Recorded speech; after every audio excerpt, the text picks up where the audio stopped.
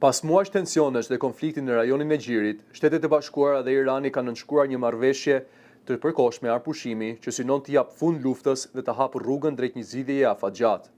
Marrëveshja me 14 pika u nënshkruar nga presidenti amerikan Donald Trump dhe autoritetet iraniane, duke zgjatur edhe për 60 ditë arpushimi që ishte shpallur fillimisht në muajin prill.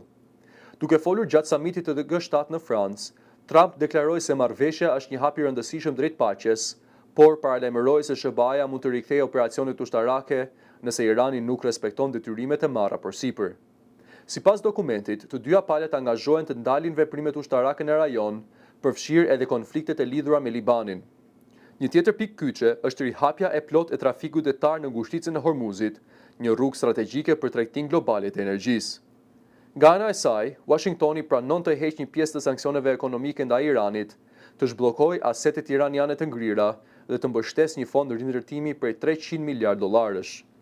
Në këmbim, Irani angazhohet të mos zhvillojë armë bërthamore dhe të lejojë mbikëqyrjen ndërkombëtare të rezervave të uraniumit të pasuruar nga International Atomic Energy Agency.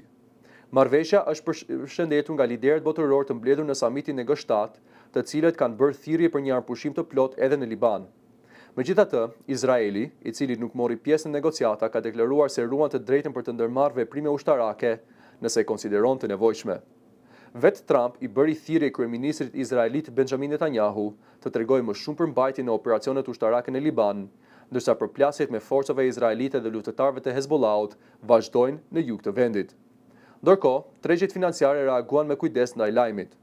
Çmimet e naftës shënuan rënje, ndërsa bursat aziatike mbeten të qëndrueshme pasi investitorët përvlerësojnë ndikimin e marrëveshjes dhe pasiguritë që vazhdojnë të ekzistojnë në rajon.